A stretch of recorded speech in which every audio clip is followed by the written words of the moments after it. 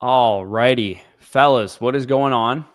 Today we're trying something a little different. We're actually going to be breaking down Dynasty Decisions teams live. And the reason for that is because plenty of you guys submitted, a lot of you guys using your annual vouchers this time of year because of, rookie drafts going on. And everybody, of course, wants those questions answered. And that obviously makes quite a bit of sense. So we're going to be breaking down a number of teams for you guys here, and should be a lot of fun. We're going to go through some trade questions first, and then we're going to go through some actual teams and team reviews, full-on Dynasty Decision style like we normally would, only we're doing it live this time because we wanted, it's also kind of fun maybe for you guys to see us go through this, give your own input on the teams. Maybe if you have any good, tidbits that we don't get to, we'll probably drop those into the chat too and all that kind of stuff. For sure. Again, handling it live, regardless of whether it's in a video or live format. We just want to give you as in-depth, concise information on your team as we can. For sure. So let me share my screen here. Hey, by the way, Stefan, this is the channel to be high on Travis Hunter. I think he's asking why we're so high on Hunter. He may just be the best wide receiver prospect I've ever evaluated, and he just got traded up for second overall, including 5th overall, 36th overall, and a future first in capital from a middling team. It's clear that the investment is there for him.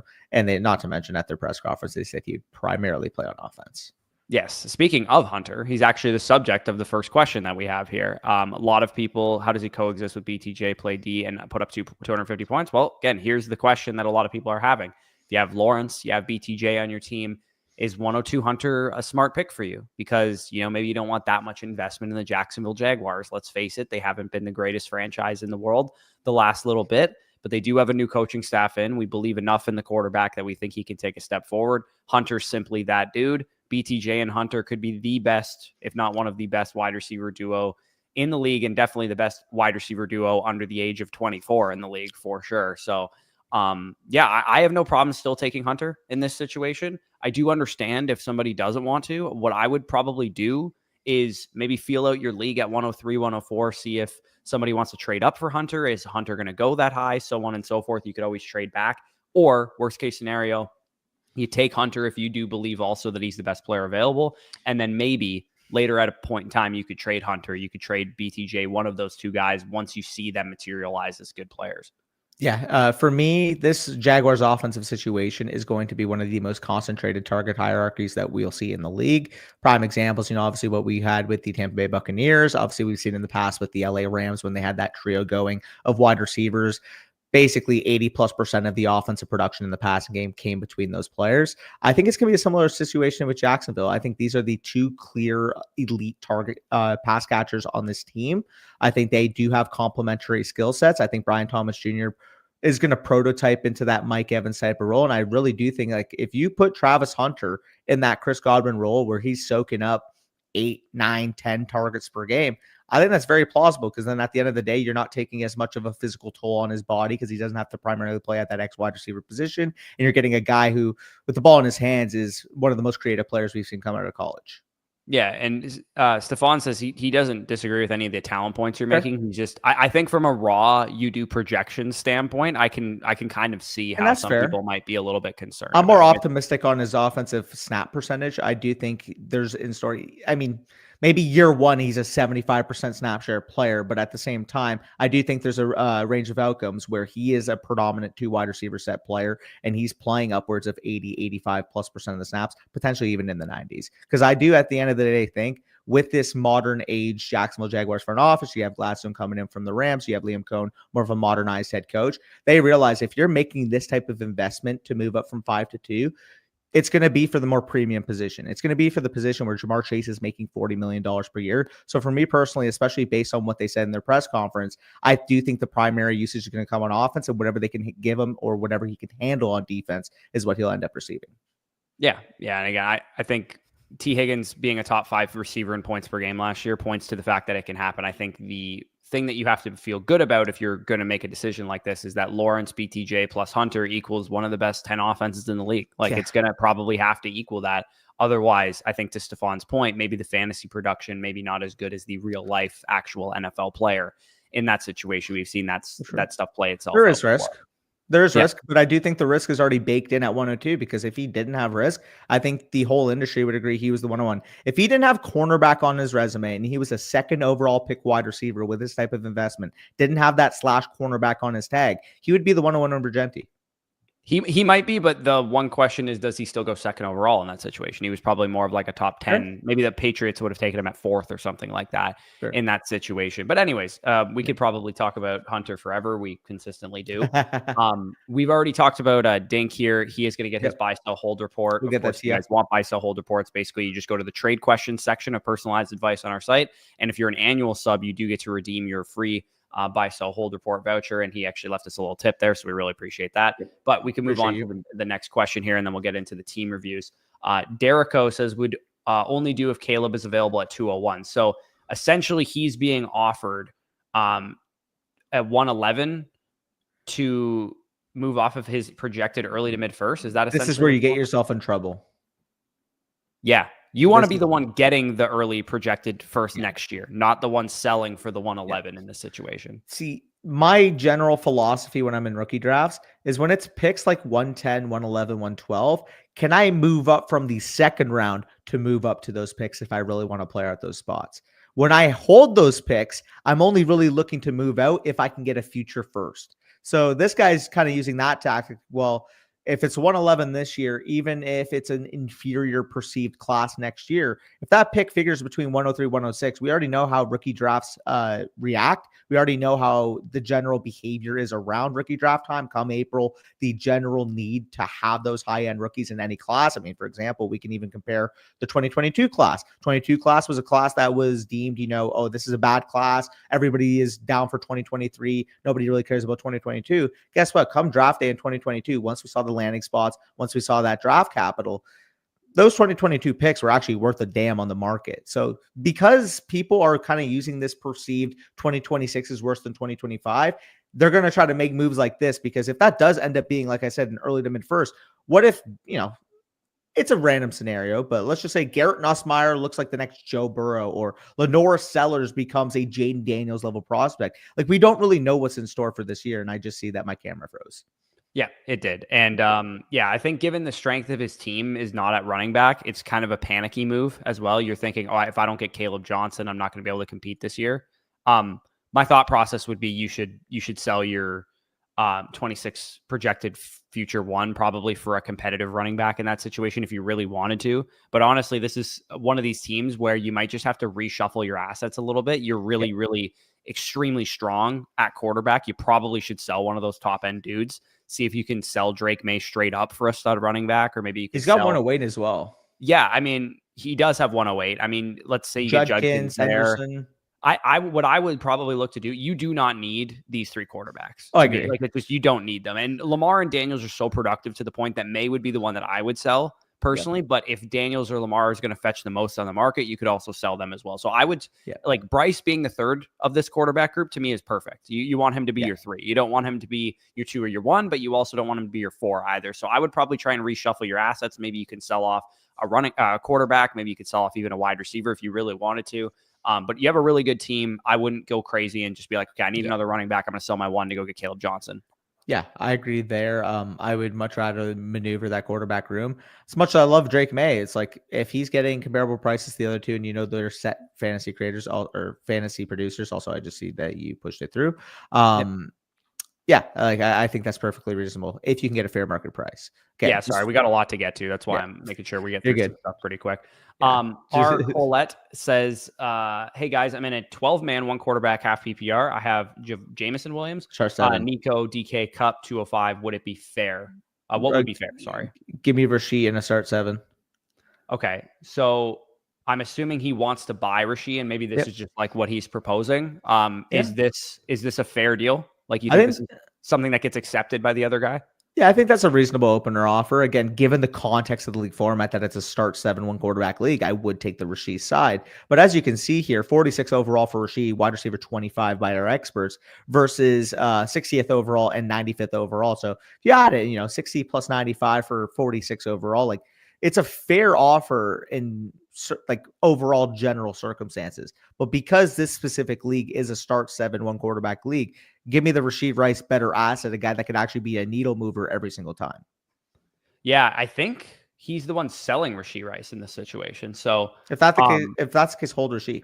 yeah, I would just hold Rashee Rice unless you're getting maybe closer to an early second or something like that. I would say is probably an early second plus Jameson Williams is probably about a worthwhile deal. I think both guys potentially could be knuckleheads. So it's a little bit of a sketchy situation there. Like, to be honest, given the structure of your team, I'm actually kind of just cool holding Rashee Rice, generally speaking, too, because I think he has really the upside to become one of your most productive receivers, and you don't need him to be your 1 or your 2 because you have Harrison and Garrett Wilson for that.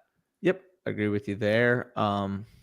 Yeah, okay. So we're taking the Rashee side of that, and then we can move on to the next question here. We got from Dustin. This trade makes me curious as to if I should tier down from Neighbors to grab the picks. So I understand the sentiment here. It's definitely intriguing when you can turn an asset that maybe you spent the 104 or something like that on last year immediately into like a lot more pieces where you're getting a projected early to mid first next year, the 106, Jackson Smith and Jigba. What do you think of this deal? Because I think this is a pretty competitive offer given what Neighbors is worth. I would say it's a pretty competitive offer. However, because it's a start 8 league, and unless like we're in a really bad situation where we need to try to get as many assets as we can, is he the Chicago Bears? No. Yeah, this is his team here. Oh, this is his team? Okay. I mean, it doesn't list Neighbors. He'd be getting Neighbors then. At the moment. Yeah. So he'd be getting Neighbors. Okay. Okay. So that's what happened. Okay. Maybe he just filled it out wrong and he put as receive, like I receive versus he might have mixed the two up. And the other guy might have done the same thing for what it's worth. If they might have just mixed up the I receive versus they receive combo. But regardless, I think given this team, I would probably rather have JSN in the capital because you don't have the assets to necessarily compete at the moment. You kind of need to hit on picks, in my opinion. I do think Neighbors would give you a good chance to compete. Plus, you are also supplementing an extra 2026 early 2 here. So it's not like you're getting rid of all of your picks. You're just kind of maneuvering the board. It's a close one, man, because you're talking about one next year too. JSN 106 plus was that one of those first next year? Which one is he classifying it? Is that the tails never fails first? Let's take a look at the tails never fails first, so we get context of how bad that team is. It's this guy's team. If that's the team, then yeah, I would hold the assets. Then that team might actually give you the 101. Yeah, it could be his own first too, because he's not like necessarily like totally ready. He put early to mid though. I think he would give himself the credit of mid or like mid to late. Yeah, probably. So yeah, I think I would lean with this side of things because JSN very valuable still. 106 very valuable still in a 2 quarterback league. You're basically guaranteeing like Ward or Henderson with that pick. And then early to mid first, I mean, you could be talking 101 to 103 next year. It says 2025 early second. Can we take a look at what pick he has in the early second this year? Sorry. I just noticed that was 2025 and not 2026 on the Neighbor side. Oh, maybe it's Dub Squad. Maybe this is this is confusing for some reason. It's highlighting the 2 teams in the deal. Gotcha. But anyways, whatever team you are, if you're the Neighbors team, I think this is probably not something I want to do if I was the Neighbors team because you have the 103 and 104 to address at least one probably running back spot and be able to address the rest of your team. This is a pretty strongly built team. I wouldn't be in the business of selling my best player personally. Okay, so that makes a little bit more sense because we just kind of looked at it sorted wrong. Okay, I mean, you're looking at, but also too that 2026 early one is coming from that team we just evaluated as potentially the worst in the league. Yeah, assuming it is that guy's first, which it probably is. I still think I like this side slightly better in a vacuum, but given that this guy's team is in a pretty strong state, you could give me the argument for Neighbors. Honestly, again, in a vacuum, I would probably take this side. Yeah, it's a good conversation. I'm curious what the chat's saying here. Are you guys doing a BOGO deal with the reviews? When this stream is over, if you guys want a review and you've never got one from us, comment your username after the stream is over in the comment section. We might fire out some vouchers there. Most of the people in this video that we're doing reviews for actually did use their annual vouchers and redeem those, which is how you get a free one as well. Laporta and Trevion Henderson for Bowers is the trade offer that he's getting here. I'm keeping Bowers. Tight end premium, I think I would take Laporta and Trevion Henderson. Keeping Bowers. That's close, though. That is really close. Yeah, it's not a bad offer. I'm keeping Bowers. Like, assuming you're in a situation where you don't have to tear up your assets, you're the second highest value team. You have 2 elite wide receivers. You have the opportunity to fill out running back, given the draft capital you have. Just hold your Brock Bowers and hope that he has a 15-point per game season, which is very well in the possibilities with Geno Smith now. I think this is pretty tempting though, because if you look at, you're going to add Genty to this team, and Yep. you'd add Henderson to this team, then hypothetically, and you'd still have a tight end difference maker in Sam Laporta.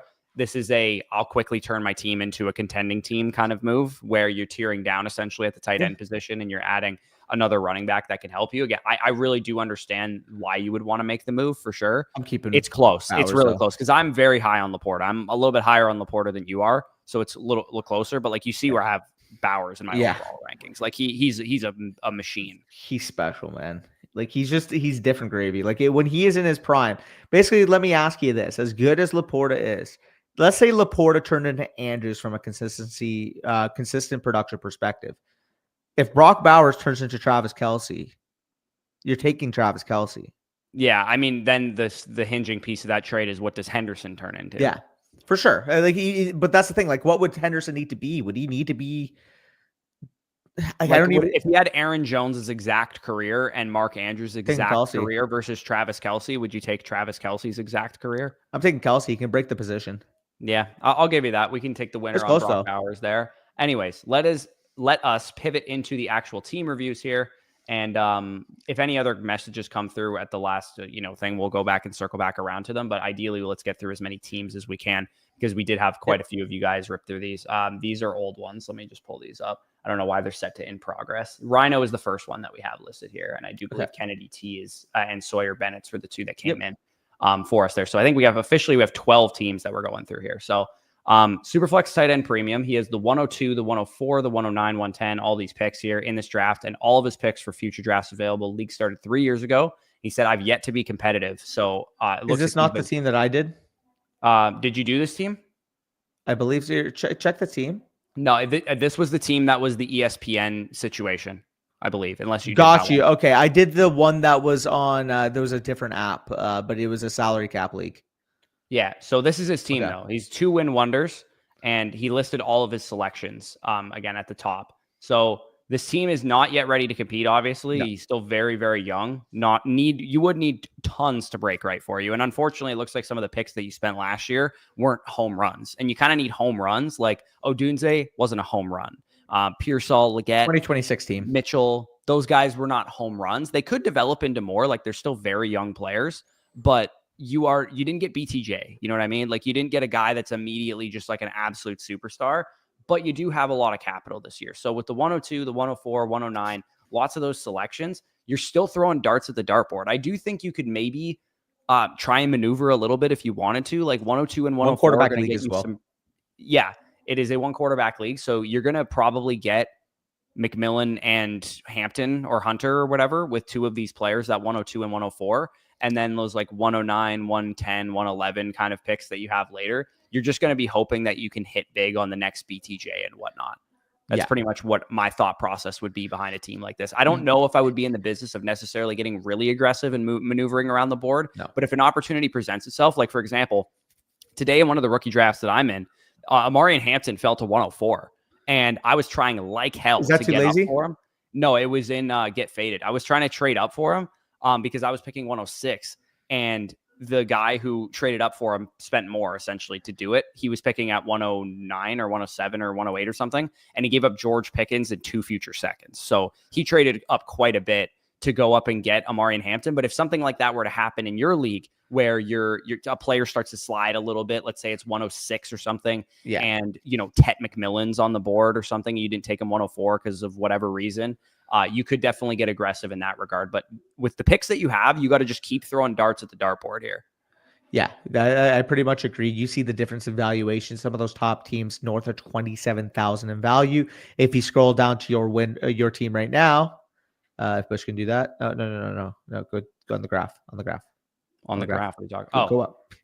You see 27,000 versus a 7,000. You have to basically make up 20,000 value points. So you don't really have the affordability of trying to concentrate your dart throws. You have to focus on landing as many darts on the board as you can and hoping that they 2x, potentially even 3x in value. If you hit on, let's just say 102, you take Travis Hunter. This time next year, he's a top 4 overall Dynasty wide receiver. You need players that can accumulate value like that. Yeah, exactly. And part of why his team is not valued highly as well is his picks show up. It says second in the league in picks. So his picks are being valued in that equation, if anybody was curious. The one thing I would say is because he doesn't have like a green asset, it's really hurting him in the value system. But if Drake May has a great season, he would obviously become that. If you hit big on a Travis Hunter, he would obviously become that for you. I would say generally his team is like half decent depth wise. He just needs studs. Yeah. Also, I noticed now this is a standard scoring league, not a PPR, half PPR. Does that change your philosophy on where you lean with your picks? I think you can at 102. I think you could definitely talk me into Hampton over Hunter in a standard league, and I think it would probably be the correct decision to take Hampton. I'm Travis Hunter guy, but in that situation, in a non PPR league, knowing that you need a running back, I'm perfectly fine with you doing that. Also, this is unique to teams that have the 102 and the 104 collectively. But if you thought that Hunter could fall to you at 104 and you were okay with missing out on him and getting McMillan instead, taking Hampton 102 and potentially coming away with both of them is also not the worst idea in the world, specifically for those of you guys that roster both the 102 and the 104. Try to pull a draft day. Yeah, exactly. You get 102 Amari and Hampton because you're probably between him and Travis Hunter to begin with, and you just hope that Cam Ward in a super flex league or Ted McMillan or somebody else were to go at 103 and you end up getting Hunter as well. In worst case scenario, you really still like McMillan. And I have them ranked so close that it isn't really that big of a difference. Like I love Hunter, obviously, but from a raw fantasy projection, he is a little bit less certain than what McMillan is. Yep. No, that's fair. For sure. Anything else on this team? I think pretty much my thought process is just like you have to hit on your picks. If people start sliding during the rookie draft into that 106 to 108 range, like if Henderson slides to like 107 or something like that, and you wanted to go up from 109 to go and get him, I think that's definitely reasonable. The 201, 210, those types of picks, again, you're going to need difference making producers. That's pretty much all you can hope for at this point, and value accumulators too, because team value wise, you're also not quite there yet. Yep. For sure. But if you have any other notes, feel free, we can point it out. But as far as I'm concerned, just taking those concentrated dart throws and trying to improve your team. Zach, if you are watching this, by the way, we did need you to resubmit your team. I did send you a voucher for you to do so, or you sent him a voucher. One of us sent him a voucher for him to do that. He did just submit a sleeper screenshot. We need you to use the My Teams feature so that we can get and that's honestly for the betterment of your guys' review. If you think, oh yeah, I'm just going to send a sleeper screenshot, they're going to do the review.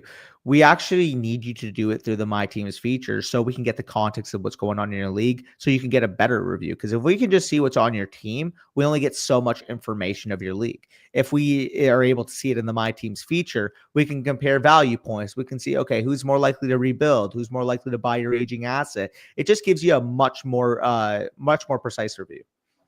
Yeah, exactly. So let's get into Khar's review here. He said, note, I've got the 102, the 302, leaning Hampton, trying to package my 26 picks plus for the 101 and also open up other trades. He said first and third teams on the rankings are notoriously hard to trade with. So that's some good context for us. Okay. He said, pulled the trigger on this review during the draft live stream. Shit was hilarious. Keep it up. Yeah, appreciate that. Let me find what team is he. He is Mom Chest.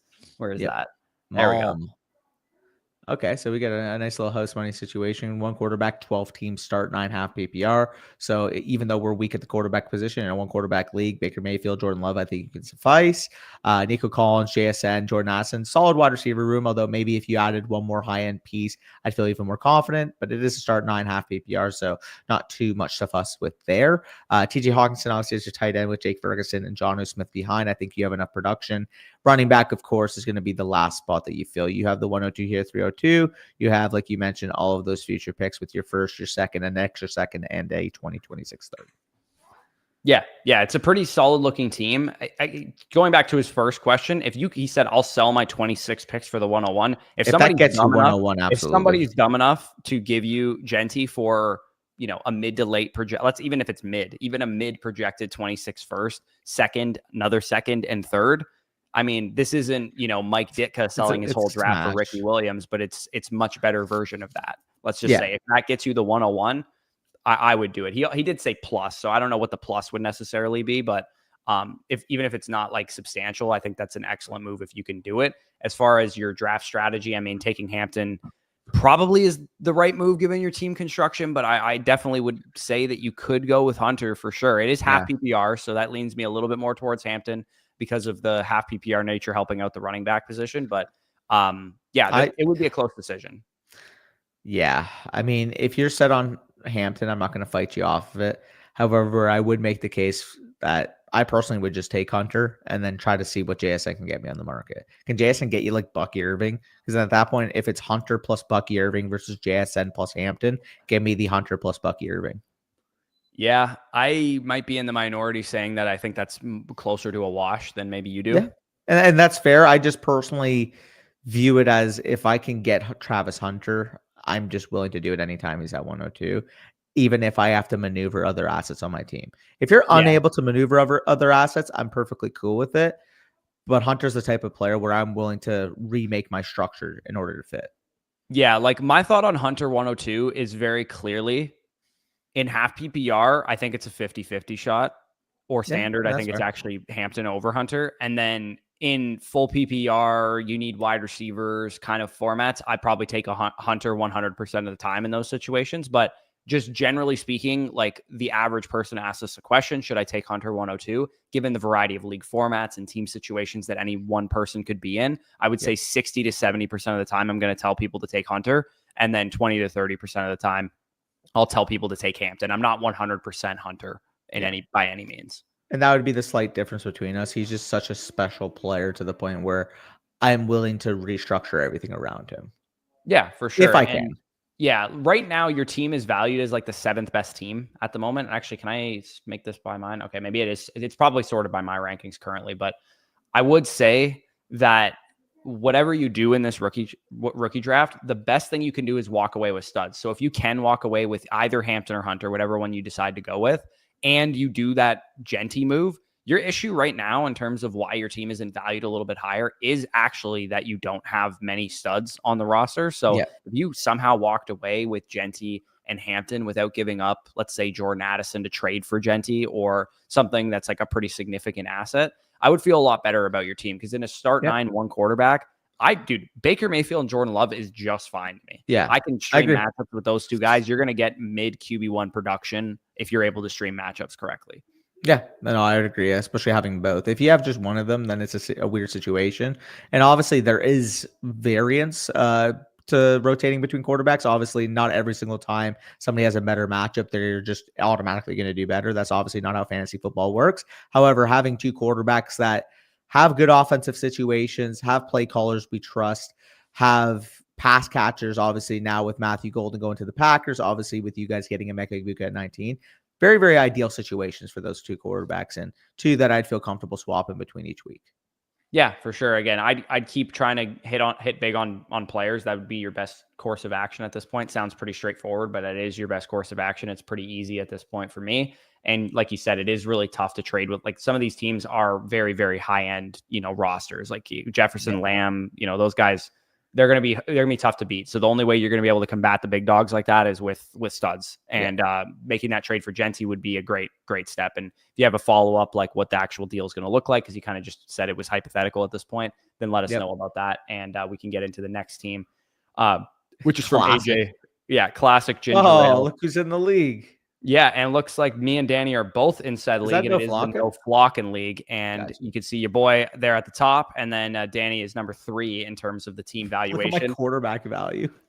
Yeah, your quarterback value is insane. Mine's also quite high as well, because I have Allen and Stroud in this league. He said, what do I do with all these picks? I have an offer for Ayuk for 111 and another for Pacheco for 206. Not 100%. What to do with the landing spots weren't great for my picks, 107 to 201. I think this is a general sentiment we're going to see a lot of. That people, sorry, that's my team. People were kind of concerned that they were going to get better landing spots for 108, 109, 110, 111, 112, those kind of picks. If Burden had gone like 29 to the Commanders or something, doesn't that pick feel more valuable than him going to the Bears, for example? So I think the trading the veteran market might become a little bit more of a popular move in that range of the draft, which is why he brings up Ayuk for the 111, which I believe that would be me that you'd be trading with, because I have Ayuk. I don't remember if I offered him this. I think he's just hypothetically saying this. But I do have Oh, or no, I don't interesting. have Ayuk on this roster. Never mind. So I'm thinking of Tone Setter Truthers. But anyways, Ayuk for 111, I think is I would you rather have Ayuk or would you rather have the 111? Just out of curiosity. 111. I think I'd rather have Ayuk, to be honest. Think about tradability. 111, you're looking at Caleb Johnson, you're looking at Luther Burden, you're looking at Matthew Golden, or you're looking at a 26-year-old Brandon Ayuk coming off a torn ACL with a team that just drafted a receiver and had a breakout receiver this past year. I just think from an asset standpoint on the market, you're taking way too much volatility taking on Ayuk versus the ready-made rookie. Don't disagree. Don't disagree. I just think if you made that trade a year from now, how would it age? I think the answer might end up being that it's good for Ayuk. Like See, the Ayuk the side thing is, that would be assuming that Ayuk got back to 1,300 yard type of like season right away. If he came back and maybe he was 75, 80%, didn't really look fully like himself before the injury, maybe he had like 950, 1,000 yards and like 7 touchdowns. How much more value is he going to be to the 202 this year? I don't think much, if any, at all. Yeah, no, I think that's definitely fair. I think that's definitely fair. The 206 for Pacheco, does that interest you at any call? I think that's probably if I can get Tootin. If I can get Tootin, I think that's perfect. No, he has the 206, so he would be trading away. Oh no, the 206 for Pacheco. That's the 206. Keep Tootin. Yeah, I mean, if Tootin's available there, I think that's probably fair. I have Tootin and Scatterbo both ranked ahead of Pacheco at the moment. Yeah. And we'll see how it materializes going into training camp and all that kind of stuff. But I tend to think that the Chiefs backfield will be a little bit of a committee kind of situation where Kareem Hunt's going to be involved again. Who knows what we get out of like Rashard Smith or if they add somebody later on in the offseason. But I'm not, as much as I loved Pacheco last year, I would be shocked if like the Pacheco projection ceiling wise I had going into the year ever came true. Like I think that injury last year might have potentially squashed any of that ability, but he's basically just asking what to do with these picks. I mean, he knows what he's doing with 101, obviously. With 106, I mean, you're probably just taking whoever's available, whether it's Henderson or the quarterback. In your situation, I would probably take the shot on Cam Ward. Let me quickly add to this. So Juanye, technically speaking, it appears automatically for the annuals, but I noticed you've been a consistent monthly mother flocker for the last 12 months. I sent you over a free team review. So if you check your account, you'll see a voucher there. Yes. Yeah. You do only, but I don't know if we've never specified this, but you do only get a free voucher through the site and the promotion by being an annual mother flocker, and you get one once per year every time it renews. But we will obviously, for those. Yeah, I just granted you one. Yeah. Well, for loyal people, we'll obviously give you them, but that's the promotion that we have going. So 106, I think this is a Cam Ward spot. Like I said, you could go Henderson, especially because you could use running backs as well. 108, 109. I mean, ideally, you land one of Igbuka or Quinshon Judkins with with one of those selections, maybe both, maybe 109. You get both of them in that situation, but no Flockin's a pretty sharp league, so hopefully they don't slide to you for my sake. 109, 110, 111, 112. You could definitely use one more tight end. So, I mean, you're going to be taking a swing on either Loveland or Warren in that situation and probably walking away with like Golden, Caleb Johnson. Maybe you want to take a swing on an RJ Harvey because you also have 201 as well. I mean, I actually think, generally speaking, the draft needs of your team kind of do line up perfectly, almost pick by pick, because you're going to get pretty good options at every position. You basically are going to fill out most of your running back core in this rookie draft, get another 2 to 3 receivers, a tight end, and a quarterback potentially. AJ, if you want to throw some competitive offers at me, I got some really nice win now assets for a team that looks like if you add a couple production pieces, you can really be on the turnaround. Yeah, me and AJ are both in the same situation because I'm in a position where my team it extends to you too. If you look at my team in a second, it extends to you too because I don't have nearly enough depth, and I'm trying to spare away my parts outside of Lamar Hurts and Puka, to be honest.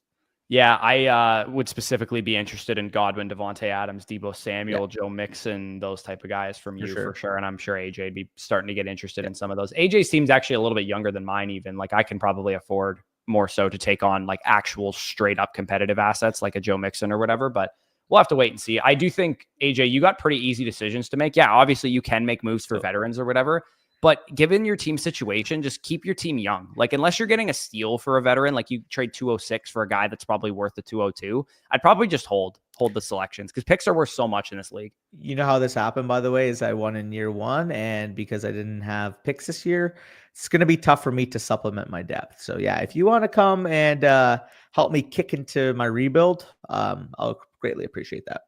Yeah, Chris Godwin is the guy that stands out to me from your team that I would like because, I love Chris Godwin. Amen. Let's move on to Mixael. I don't know how to pronounce that. Mixael. Anyway, where's the team here? Sam Presti, right at the top. Love when you don't have to look for it. Very good wide receiver core. You know why it's called Sam Presti? What's that? Because OKC has all them picks, and if you look on the right side, he has all of them picks. True. He's got all them picks, and he also has a future tight end one lockdown. I would say maybe one more stud wide receiver, which you are going to get at 102. Yep. And you're good at that position, and then fill out your running back core. And you're going to be adding the best running back prospect we've seen in a couple of years, Nash Genty. And then at 105, I'm very much comfortable taking Trevion Henderson with that selection. At 109, hopefully Judkins falls to you there. But even if he doesn't, you could maybe start making some moves. This is the type of team where I can get aggressive and start buying some studs. Caleb Johnson, consolidate some of your players. I definitely consolidate with this team. 105 plus 109, getting Jahmyr Gibbs or Bijan Robinson. I'm doing that every single time with this team. Absolutely. I'm willing to consolidate even further. If you have to add one of those first round picks on top of like a Worthy, a Dunze, a Waddle, you can go up and you can up tier to a really, really high end stud. I'm absolutely willing to do that. If you can move up to the 103 even, so you have 102, 101, 102, 103, 12 teams start 9.5 PPR league. You walk away with this draft with Genty, Hunter, Omarion. Nobody's fucking with you. Yeah. Would you, if you knew your league well enough to think that you would get one of Hunter or McMillan at 105? For what it's worth, in the 3 rookie drafts I've done, McMillan has fallen to 105 in 2 of them. So even though you and I have him ranked comfortably at 104, I've seen Cam Ward go ahead of him twice. So I think it's very possible that if you wanted to, because it's half PPR and because you might get Hunter or McMillan at 105, you could grab Genty and Hampton with your first 2 picks as well, because you need running backs more anyways. And if McMillan or Hunter fell back to you at 105, you'd probably be just fine in that situation. You would have to guarantee me you can get Hunter. And at that point, if what if your fallback plan is that you take Odunze plus the 105 and you go get a superstar? Yeah, I mean, you could do either or. Here's the fun. These are fun teams, man. When we look at teams like this, it's like, how much time do you got? There's no wrong decision. How much time do you got? What do you want to do? How much time? Like, we could suggest. How creative are you? Yeah, how creative are you? Go find, like, let's literally do it. This is why we do team reviews. This is why we buy storage lockers. This is a horrible team. So this guy is nobody. That guy needs help. This guy is nobody good on it. I'm looking for a bad team with one really good player. Ladd McConkey's on this guy's team, and he's the only good player on the team. So maybe you could go and buy Ladd McConkey for the 109 plus a second round pick. Do I see a sneaky Brock Bowers there? How much on top of Sam Laporta gets you Brock Bowers right here? Yep. How much on top of Sam Laporta gets you Brock Bowers? AJ Brown from this guy's team potentially could be looking to move off of an asset like that. Breece Hall, definitely a viable buy at this point. Same with Jalen Hurts too. You could definitely go after players like that. Do we have? Yeah, this guy's got Bijan. JJ and Bijan. Oh, this is a really shallow team. You could probably talk this guy. He also doesn't have no picks the next 2 years. Bro just has 3 good players and said, fuck the rest. This is the Dallas Cowboys of fucking dynasty rosters right here. This guy's legitimately the 2021 Brooklyn Nets. He's got his 3 superstars and nothing else. Yeah, like, see if this guy would be interested in tearing down, because you have the assets to go, hey, would you like 105, 109, and what else? 105, 109, and Jalen Waddle for Bijan Robinson and a small piece back? Like, I'd be fine paying something like that from this guy. Oh, you want to sell Justin Jefferson and get some depth at wide receiver? I'll give you Romo Dunze and Jalen Waddle and the 109 or something like that. Like, you can get really creative with a team like this. Go find the teams that have shallow rosters and go poach their studs from said rosters, because you are in a position where, worst case scenario, this is the best part about teams like this, is worst case scenario, nobody wants to trade with you. They see the monster that you're about to develop. Welcome to the team, Genty. Welcome to the team, Hampton or Hunter. Welcome to the team at 105. Let's say McMillan is there. Welcome to the team, Emeka Egbuka or Judkins or Golden. Welcome to the team, etc. Just keep going down the list, and you just keep adding players to this team. And then people can't be mad at anything, because all you did was just hit on a bunch of rookie picks again. Yeah. What are they going to be mad at? Dude. Oh, wait, Bush. You missed the worst part. Look, 2026 as well. Oh, God. 2026, he's got 3 more. And he's got The Last Dance as one who has, like, the absolute worst team in this league. And is that God. Whatever his name is? Yeah, he literally has the first of the 2 worst teams in the league. This guy, he's got this guy's first. And he's got this guy's first. Also, for what it's worth, this Last Dance guy who thinks he's got a competitive team because everyone's in the mid 30s on his roster, go see what this guy, if this guy's got some common sense to his game, or maybe wait till mid-season when his team starts to crumble and buy Christian McCaffrey or Derrick Henry off of this guy too, potentially. For the love of God, make sure you collect his next 4 buy-ins. Yeah, I mean, this year he actually might have a good team still because it's, a bunch of competitive assets. But dude, this is the type of team I can see this guy competing one more year, saying, fuck, my team got hurt. What am I going to do next year? And then leaves in the offseason. You got to make sure you get this guy's buy-ins up front. Yeah, absolutely. But maybe he's got some common sense to think he doesn't have the stones to compete with some people, and you could maybe convince him to buying his own first back, and you could take a lot of his really, really competitive assets, the McCaffreys and the Henrys and those type of guys that are really going to move the needle for you. But again, we could sit here all day and talk about teams like this because there's a lot of options that you have. Point is, you're in really good shape. Let's move on to Kones team or Cojones. Cones. I'm the worst at announcing teams. I think it's actually just genuinely hilarious how bad I am at it. But it's funnier when I do it. 2 quarterback, 12 teams, start 11. Yeah, dude, but I got some good pronunciation skills. You do. Which team is this? Number 8, did I see? Sim till next season. Here we go. Number 10, sorry. Yeah. All right. So rough shape in terms of the assets that are competitive and whatnot. You have Odunze, a lot of Odunze teams so far. Odunze, Laporta, CJ Stroud is pretty much all you're working with here. The name fits the team. Yeah, this is a sim till next season. And it's unfortunate you don't have like 4 first-round picks with a team like this year, but this is potentially the team that you look for a godfather for Genty. I was just going to say, let's go up to the top teams, see one that needs a running back, and see how many picks they can give up. So we go, the number 1 team is the 5th rated running back room. Yeah, he didn't have any picks. This guy doesn't. Maybe this guy? Now 107 is all he had. Not good enough picks. Right here. This guy. Look at all the picks. This is the team that you find. Lisan Al-Caleb. I don't know if it's a reference to something. I've heard my buddies talk about this, but 102, 105 definitely could target some picks there. Maybe you target his 26-1 in some of the packages. Like, I think given your team is not even close to being ready, it's not. You could trade down even just to 102 and take Hunter and get a decent amount of juice on top. Like if he offered you 102 and 110. Yeah, like you could probably do something like that. And who knows? Maybe he just wants Genty that bad and he'll give you 102 and his 26-1.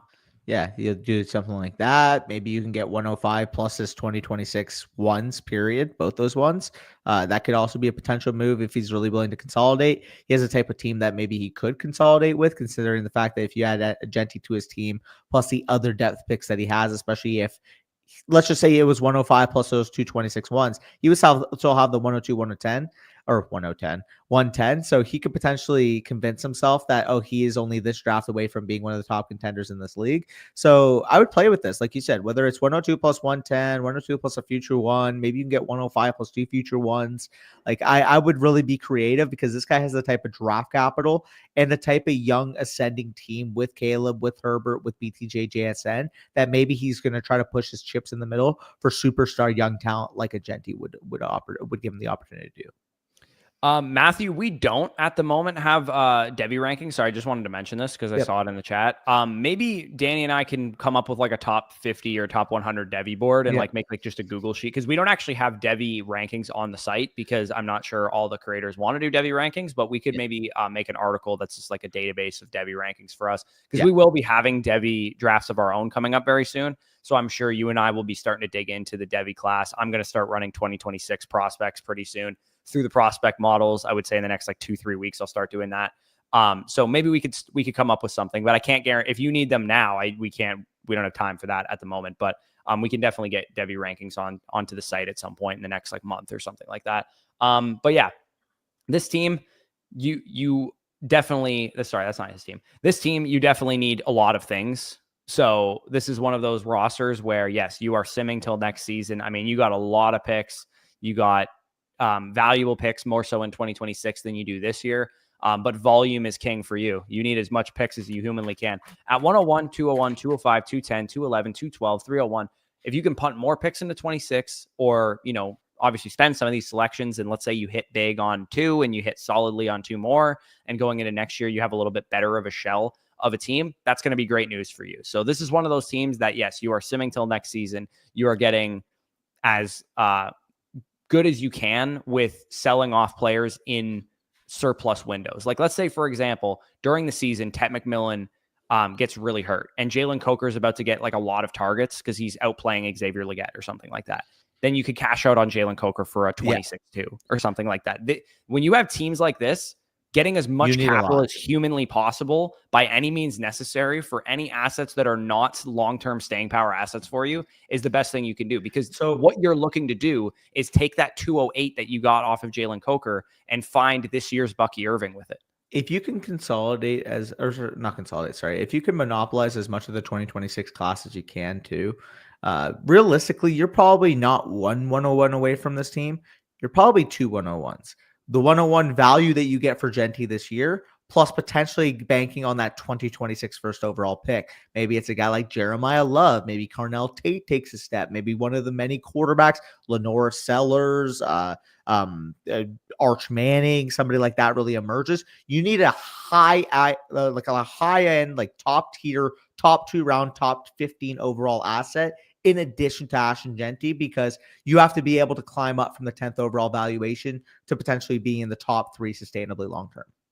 Yeah, and I would say there's a good chance that next year's 101 is a full round of startup value lower than Genty is this year. Yeah. Like there's a chance that 101 next year is just not nearly as valuable. Like the year we got 101 Breece Hall in 2022 wasn't nearly as valuable as Bijan the next year, for example. Yeah, exactly. I think that's definitely possible, but regardless, picks, darts at the dartboard is what you need in this situation. So let's keep going here. We got another team from Cmoore, which both of us are in this league, and I need to tear down in this league. You see Danny right at the top of this one, and I am not in great shape down here because my team did not have a great run out last season. What did I do that made me change my name to Sorry Corey? Can I see my team? You beat me with Jameis Winston and Taysom Hill that one week, remember? Yeah, because I tagged. Because how many picks do I have in this? 103, 107, 108, 109. Yeah. Okay, this is the team I thought we were showing earlier. No Flocken is my aging team I'm trying to tear down. This is a team I just have quarterbacks, so I sold everything. Yeah, so Caleb's team is Dylan Panthers here. Great Friday Night Lights reference here. Yep. So 2 quarterbacks, start 11 PPR, half tight end premium. Of course, Danny and I are in this league. Brian Thomas, Marvin Harrison, Garrett Wilson, Rashee Rice, top receivers. And then quarterback-wise, you're pretty set there. Tucker Kraft, Kate Otten. I'm totally set with a tight end core like that. And I would presume he's probably targeting Amari Hampton with his first pick just because of the running back state. And I would imagine that's probably his thought process. Yep. This is the type of team where you could compete if things ran out really well for you. Like, let's say at 102, you take Hampton, and he's a dude. He's an absolute stud this year. He's RB1 in fantasy this year. And at 202, RJ Harvey falls to you, and he's a dude or whatever. Because RJ Harvey might fall to you in our league format because people are not like going to take RJ Harvey at 109 in a league where all of us are in. And then at 206, maybe you take Tootin or whatever. Hopefully you don't, because I would like Tootin. I believe I picked 207 or 208. That would be the type of situation where you can fill out a competitive window pretty quickly. The other thing too is, I don't know if you noticed this, Danny, but there's plenty of teams, and I literally just said it because I'm in this situation. If you look at my team, there's plenty of teams every year around the rookie draft that go, hey guys, I'm tanking now. Or hey guys, I'm looking to sell off contending assets. A guy like me, my team, I don't think it's really top heavy enough to be able to compete in this league. I don't think my team is bad necessarily, but I'm weak at quarterback. I don't really have a lot of running back help outside of Devon Achane. I would like to tear this thing down, at least retool it. So a team like mine, you can maybe get players for half decent price tags, like an Isaiah Pacheco to fill in some production if you wanted something like that. So you're giving me ideas now. Yeah, well, I mean, this is Brock brought it up here. Danny and Bush just making trades with each other on stream. I mean, if you guys submit teams that Danny and I are in the league, we might end up talking about our own teams. we started inflecting. Wait, no, Bush is interested in this now. Okay, maybe that changes my perspective on this. Maybe Bush is interested in one Kyler Murray. Like, who knows? Yeah, exactly. So, Caleb, with this team, that was a direct question, by the way. Yes, I would be. This team, you have a good framework. You have great receivers, at least at the top there, and even some upside beyond them. Quarterbacks are really well set. I'm cool with the tight ends. You just need running backs, and I think you can compete with this team. And yeah, Hampton at 102 is fine with me. I get taking Hunter, you could definitely take Hunter, but you also have Brian Thomas Jr. And in this situation, like I said, 60, 70% of the time, I'm going to tell people to take Hunter. But given that you need running back so bad and you already have Brian Thomas Jr., I'm cool taking Hampton in that situation. Or shop the 102 for a running back, maybe by the name of Devon Achane. Who knows? Somebody has him in this call. But yeah, there's a lot of options that you could go after in that situation. Anything else on Caleb's team that you would do? Does anything stand out to you? Nothing specifically. Again, I agree with the analysis that whether it's a 102 if you go with Hampton or if you go with Hunter, I'll just tell you this straight up for free. I have the 103. I'll be taking whoever you don't take. So just fill out your team. You have the assets to be able to do so. You also have 2 seconds this year in a class that maybe that turns into a Luther Bird. Maybe that turns into at that 206 a Bayshell too. And like, there's a really good possibility. Again, it is going to be a sharper draft room for the most part. You're not going to have, RJ Harvey going 5th overall, but at the end of the day, you've built yourself into a situation where if you just keep adding to this team, this is definitely going to be one of the top teams. Hence the fact that you're number 3 on the analyzer. Yeah, absolutely. So pretty good shape there. Let's move on to the next team that we got. So real quick with you, by the way, I may as well ask this because now it's on my brain. Who would you value higher between Devon Achane and Kyler Murray? I'd probably value Murray slightly higher. Okay. Be pretty close. Because I have Dak, I have Allen, I have Penix. I'm looking to try to compete this year. I have the picks to be able to turn it around. I'm a house money contending situation. I would be willing to send you Kyler for Achane if that got it done. Yeah, I'd be probably interested in something like that. All right, I'll send something over. Again, take a look at it, no rush, but yeah, sent it. Yeah, there we are. Hey, look at this. We're doing some shit live on there, and Caleb's in the chat here. Hopefully, we're not talking too much about our teams. But anyway, let's move on to Arthur's team here, ladies and gentlemen. Great name. Great name. Yeah, that. Also, I know it's Arthur just based off the helmet. Arthur's helmet, dude, he's made like 5 trades in our new startup this offseason, like, because he's had all the rookie picks. Every single time I see a trade done, like, he's getting like 212 plus a future second for like the 202. The guy who was fucking on the phones today. So I really appreciate the work ethic and attention to detail we've been seeing from Arthur in that league. Yeah. Arthur, are you sending this team to brag? Real question. Because look at his picks in addition to the team. He has the best 4 picks in the rookie draft and the 107 and a couple mid to late second round picks. This seems like a brag team, if I'm being completely honest with you. But, I mean, the league's not even full, which somebody probably saw his team and just said, "Nah, fuck this." In fact, someone left this league.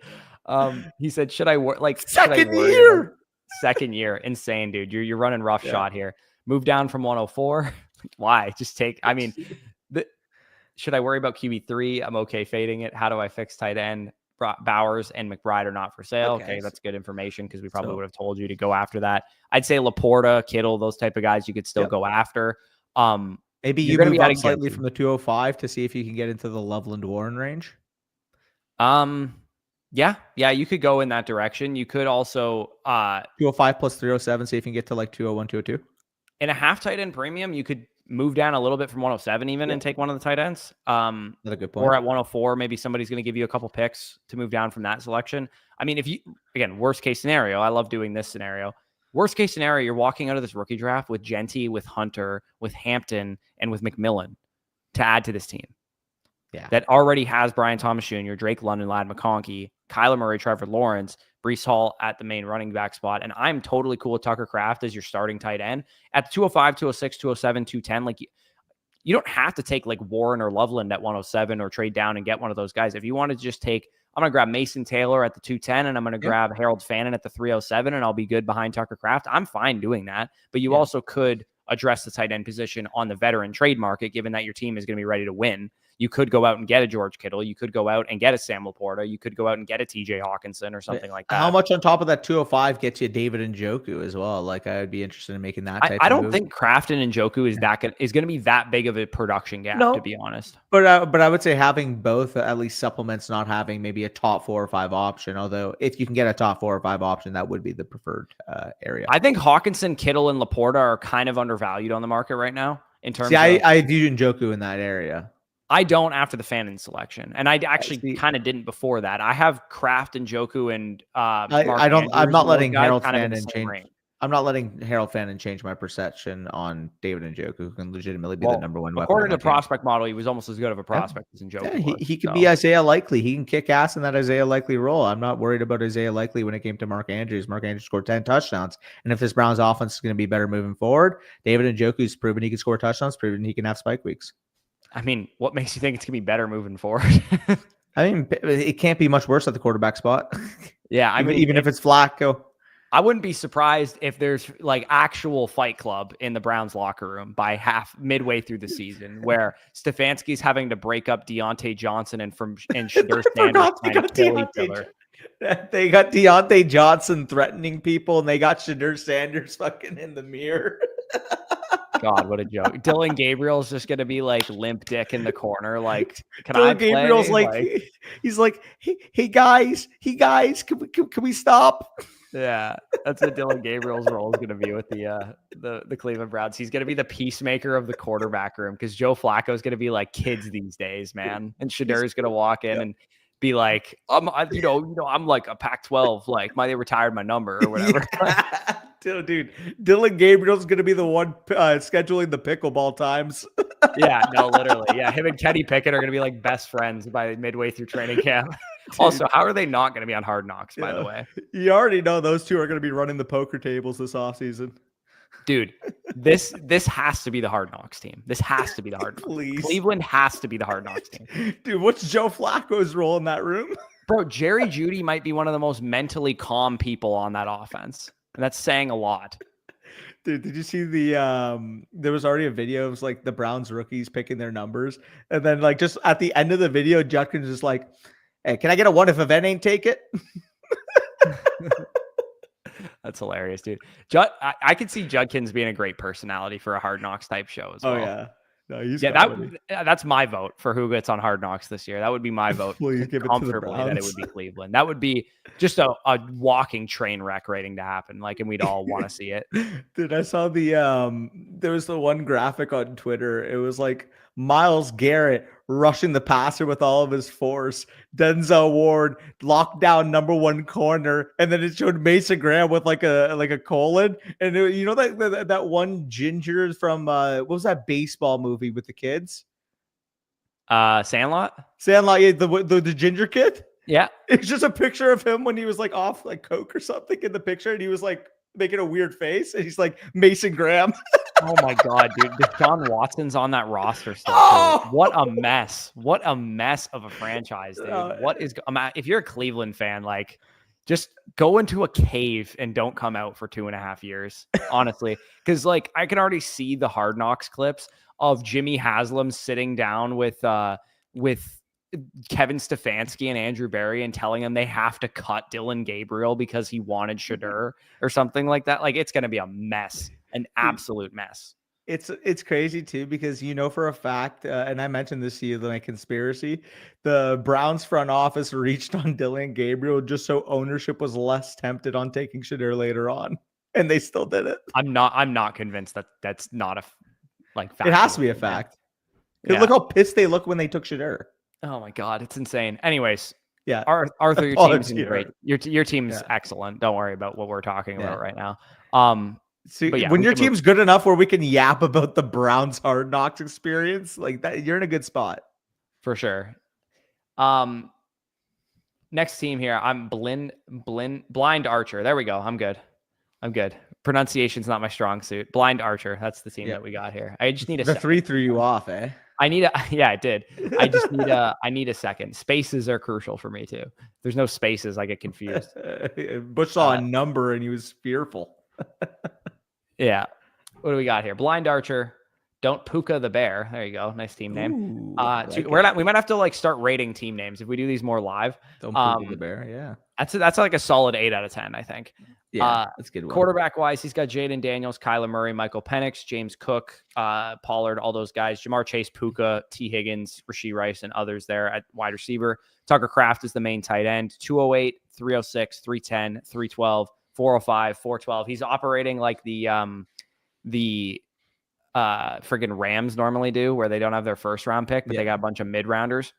Yep. And then he does have an extra 2, an extra 3, and an extra 4. Somebody sold like their whole draft to him by the looks of it in 2026 for a player. Someone pulled a Ditka on him. Yeah, let me see Connor's team, by the way. Yeah, just so we can get a reference for this. Where's Let's Connor? see. Hopefully it's no. Connor. No, Connor. No, what? Connor. Did he trade George Pickens and Kenneth Walker or something? Like, what would he have traded for? Ugh. What Connor doesn't know what he's doing. What is this? He traded this for Anthony Richardson whole draft. Bro, before Anthony Richardson proved he was a bum. What's his value bar? I need to see Connor. Let's get a value bar check here. 4,600, dude. Oh, not a third of the rest of the league. That's not where you want to be. Don't Puka the Bear is. He's up at 26,000 compared to that. Anyways, your team's very good. You will need to just swing some more on running backs in this class because you got a couple good running back picks and class is deep. You know, maybe you hit on a Devin Neal at the 306 or whatever, or you hit on maybe Tootin falls to you at 208. That would be ideal in your situation. I mean, worst case scenario, I think Cook, Pollard, Javonte, Algier, you can get by with that during the season. Yeah. Like you can definitely get by with that. Your receivers through a start 10 league are going to be locked down by Chase, Nakua, T. Higgins, and Rashee Rice and Mike Evans for the most part. So Tucker Kraft, also a popular guy on today's video. I would say also take some swings on tight end in this rookie class with those 3s or the 4s even potentially too. Like if you walked out of this rookie class with Kraft, Mason Taylor, and Aronde Gadsden as your 3 tight ends, you'd feel pretty good about that position group because you're good at tight end or good at quarterback. You're pretty good at wide receiver. You could use another good running back for sure, but for the most part, I mean, you're going to be getting a high pick presumably next year. You also, if you wanted to, like, let's say you go into the season, James Cook's having a good year, so on and so forth. Contender who thought they were a contender is selling great running back option like Jonathan Taylor or something who's having a nice season. You can maybe sell some capital or some other assets during the year for a running back. I wouldn't be too, ready to go all in with a team like this because I think you can compete regardless. Yep. No, I'd agree with that. Obviously, your wide receiver is set for the long term, quarterback set for the long term. You do have that guy, Connor, who doesn't quite look like what he's doing, but at the end of the day, you're not complaining about that if he's giving you all of his draft capital for next year. You're just hoping that guy's team crashes and burns can potentially get you that 101 because that'll look quite nice. Tight end, Tucker Kraft. Maybe you want to take another dart throw. That's fine. If not, no worries. 306, Mason Taylor, Terrence Ferguson, somebody like that would make total sense. I do think specifically, though, if you can control your circumstances at 208, ideally, maybe you get another running back dart throw added there. Yeah, absolutely. I think that makes a total bit of sense there. I did drop the review link in the chat if anybody is curious, wants to get their team reviewed. Yep. Haven't plugged that yet. And again, those of you guys that are new around here, don't know the whole situation. When you sign up for an annual Motherflocker subscription using promo code FSE, you get a free team review. So you see some of these teams here. Arthur, for example, his team said free. It's because he used his voucher on this. And same goes for Flettski here. A lot of people save their vouchers for the times that they need reviews, which rookie drafts are a good time for that. So back to Don't Puka the Bear. I think we feel pretty good about his team. And if you find opportunities too, by the way, 208, 306, like if somebody's willing to take a bunch of picks to move up in the rookie class, I wouldn't be opposed to that too. Like if, let's say at 202, RJ Harvey has slid there and you want to go grab him because you need some running back production, and they'll take 208 and a bunch of picks in the 3rd round for you to go up, or maybe you have to sell one of your like future 26 twos or something like that. Given the team construction, I'm totally okay doing that as well. Just given that you pretty much are like one running back away from having like a really good team. And Khar, yes, we did already break down your team. If you want to scroll back, we'll put timestamps after the stream is over for when we broke down each team. But you should actually, the feature of the site that we're in stream mode right now, it should send you exactly when we talked about your team if you go to the site there. But we'll also put timestamps in the end of the stream as well. Sure. So Flettski here has his team number 5 in the league. By the looks of it, this must be a startup because I don't think you and I are in this league by the looks of it. He said 103 Hunter, 109 Loveland, 203 Harvey, 3rd rounder Royals. Idea of where to go from here overall. Okay, so let's take a look at his team. We got the input of where his draft picks ended up being spent. He's adding Hunter to that receiving room at 109. I believe he said what Loveland is going to be his tight end. Makes sense given the tight end core. 203. Who did he end up saying? RJ Harvey, and then 303. Wow, good value. Yeah, overall, you attacked this draft perfectly. I think that's exactly the directions I would have gone on each of those picks. 203 Harvey, especially considering where we have seen him go. Again, this is a 12-team league, so we were legitimately talking about the 15th overall player across the board. Phenomenal move. Caleb Williams, Trevor Lawrence, you have your wide receiver set. Now you have a young running back to potentially build around, and you do have a set tight end with Loveland. I would say this is a house money situation. You wait and see what happens with your 2026 picks. If at the deadline, maybe you think, oh, shoot, if I add in for another running back, maybe I could potentially compete. That's one thing. But for the most part, I would just wait until 2026 to be able to maybe fill out my final piece at running back. Yeah, I think that makes total sense there, because if you hit big on some of these guys at the top with like Harvey, for example, like obviously he would be a huge hit for you if he turned into like the next Bucky Irving or something like that. Yep. I feel good enough about your running back core, like just the top two guys specifically. I'm still a believer in Trey Benson. I realize he hasn't really done a whole lot to this point in his career, but those of you guys that have late twos, for example, and you're like, hey, I'm going to grab Devin Neal here or something like that. How about you fire that for Trey Benson? Because Yeah. I really do think that Trey Benson is worth a late 2 in trades right now, and that's probably what you'll get for him, especially considering that last year's rookies are old news. Everybody's focused on this year's rookies. You might be able to get a guy like Benson, because if Benson, who needed a year to develop, was in this rookie class, given the landing spot and the draft capital that he saw, I'm not saying like as a prospect he was like a superstar by any means, but he would have probably been right in that range with Tootin and Scadaboo, especially now that he's had a year in the NFL to develop and learn the position a little bit. Yep. So for me, I guess, yeah, you want to take the re-roll sometimes when someone doesn't have a great rookie season, but Connor's old, man, and Connor might not be there much longer. Yeah, no, I agree with you on Benson. Again, I was a guy that I was quoting as having league winning upside last year. And now you just saw, for example, James Conner was healthy all season. And then when you needed him in week 17 is when he had that knee concern. This is an older running back. This is an older running back that has never actually played a full season. So even though he burned me last year, he still didn't even finish the season healthy. Now imagine that same knee injury happens in week 5, in week 6. Week 7, you got a second-round capital running back with legitimate 4.3 speed at 220 pounds on one of the better improved offenses we could potentially project in the league. I think Trey Benson agree with you. If you can get him for a late 2, similar to the range, like for example, Dylan Sampson's my ranked 211 player. You could very well make the case, and I would make the case that I would still prefer Trey Benson, given potentially the immediate opportunity with James Conner versus a fresh rookie 36th overall Quinshon Judkins. Yeah, not to mention with a guy like Benson, you have like kind of last year's Tank Bigsby is what his rookie season kind of felt like, where he was like kind of a nothing, didn't really have that great of a year, but then he kind of put it all together in year 2. And not put it all together and became like a superstar necessarily, but Bigsby was a raw rookie coming out. Benson's a raw rookie coming out. And Bigsby in year 2 looked vastly different from Bigsby in year 1. And I could see Benson kind of having the same situation there, only he doesn't have an ETN on the depth chart ahead of him. I mean, James Conner is a great player, but I think everybody's going to draft a lot of James Conner and redraft, tell you to send second-round rookie picks for him in Dynasty, because they just assume, oh yeah, wheels up, man, James Conner, another top 15 season in the bag. It's like, I'm nervous about Conner and Mixon are 2 of the hardest guys to figure out in Dynasty, because would I look stupid again for fading them? For sure. But I feel like the 1 year that I'm like, all right, I'm done fading these guys is Look at McCaffrey last year. Look at McCaffrey last year. Yeah, Eckler too. 2 years ago, we were like, I'm not going to fade Eckler anymore, and he just had like a bad season. Dalvin Cook, we saw it coming. We were ahead of the curve on that. Zeke, we saw it coming. We were ahead of the curve on that. But Mixon and Conner are hard because they've been good when they've been on the field. Yeah, for sure. I feel like the same thing might happen with Derrick Henry this year. The other thing I do want to point out, by the way, is we mentioned 203 Harvey, very, very reasonable. If he's at that cost, great value. Perfectly fine. However, in some of your drafts, I've even seen it in one of my own, RJ Harvey, 105 overall.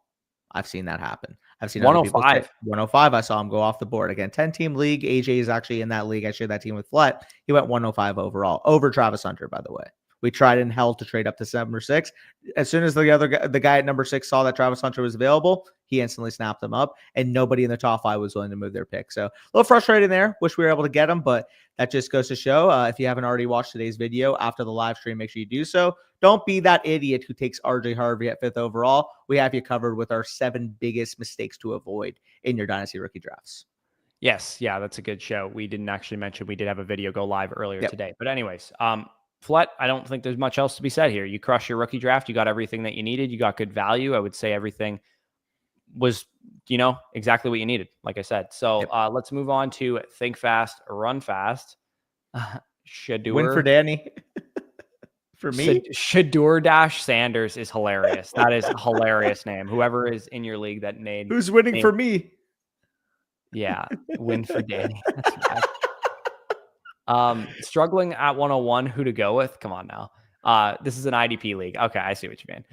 Been set on Genty for so long that it's hard to give him up for Hunter. Any trades you might suggest for 102? Guy has been stubborn about coming off of picks. I feel like Genty will help me more in year one than Hunter would. So first of all, let's just outline the fact that his team is 17,000 points better than everybody else's. We haven't even looked at it yet. So obscene. I have a clear answer to this based on seeing this receiving core. And the answer is I would just take Genty. That's perfectly fine. Do it. Because oh, boo-hoo. You missed out on a little bit of the double way value. Look at this fucking team. How much more value do you need? Yeah, this team's absurd. I will say, I know why he's battling this decision, because I would say, generally speaking, in an IDP format, Hunter probably is the 101. He absolutely is. He might be the best IDP Dynasty player ever, reasonably. He might be. So I get why you would want to make this move. I would suggest, if you really want to, you don't want to be the guy that passed on Hunter in an IDP Dynasty at 101. Trade down to 102 then. Take him, trade down to 102, or take him 101 and sell Ladd McConkey. Yeah. Or sell Nico Collins or whatever, and try and go and get a running back that way. That would be, again, what I would suggest doing, because I do feel like if you're in an IDP league and the scoring settings especially it double lapses, make it that, let's say Hunter is a 17 point per game wide receiver, but he's also a 7 to 8 point per game cornerback based on what he, positions and how much he's on the field. That's going to outscore a 20 point per game running back. So if that's the case, then you should probably be taking Hunter over Genty. Yeah. No, I don't know how IDP scoring works, though. Full disclosure. I have no idea how it's calculated. We've never played in IDP leagues. Maybe if you take Hunter at 101 and you could trade as much as I love Nico, maybe even you can get Bijan plus for Puka. I would look that direction as well. But if it is an IDP and there is double scoring for Hunter, he's literally getting IDP points on top of playing wide receiver. He's going to. He could be averaging over 25 points per game. He could legitimately be having one of the best wide receiver position or seasons we've ever seen. We have never seen a season or a player in a season, let me clarify, that played enough consistently on both sides of the ball where he can get both wide receiver and cornerback points. That's insane. How much is points is an interception worth? 6 points? Yeah, I have no idea. Let me actually look up how IDP scoring works, because I don't even know. What if he goes out there in a game, he catches 10 balls for 123 yards and 2 touchdowns, and he returns a pick 6? You're talking about 12 points probably for the pick 6. You're talking about, what did I say, 10 for 125. You're talking about 22.5 there. Immediately, that's 34.5. You had those 2 touchdowns. You're looking at over 46 PPR points in a single game. That's on a 120-yard game, by the way. And we've seen receivers have 250 yards, 300 yards before. It's actually inconceivably high, the amount of ceiling we got there with Hunter, if you do get the double counting and scoring. Yeah, and I'm looking at the scoring. It's I would say a guy like Hunter, a couple tackles, maybe a pass breakup, on a regular game, not a interception pick 6 type of game. Regular game, you're probably looking at an additional 4 to 5 points. Yeah, which is huge for a player that we think on. Yeah, if you had a 12 fantasy point day because all you did was catch 6 passes for 60 yards in PPR, and you got an additional 4.5 points out of them on defense, that's pretty helpful. That's a pretty high floor. Yeah, for sure. So again, based on your IDP scoring, you're going to know it better than we will. How well do cornerbacks usually score? Cornerback's a valuable position. Maybe they're not. I don't know. But remember that Hunter's ball skills translate to the other side of the ball as well. And he'll probably pick off a lot of passes as a result of it, depending on how much he plays on defense. So I would say I'm cool with it at 101 and maybe make some maneuvers. Let's look at some of these guys really quick.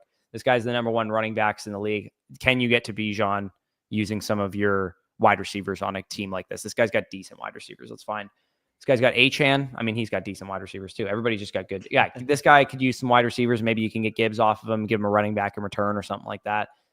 Getting a difference-making running back using some of your assets. Maybe this guy wants to sell Bucky or something like that. You could go after him. Now, break the bad news to me. Win for Danny. Does he have Daniel Jones? Win for Danny. He doesn't have Daniel Jones. He has not a Okay, he single might be player on talking his about team me. named Danny, actually. He might just be referring to me then.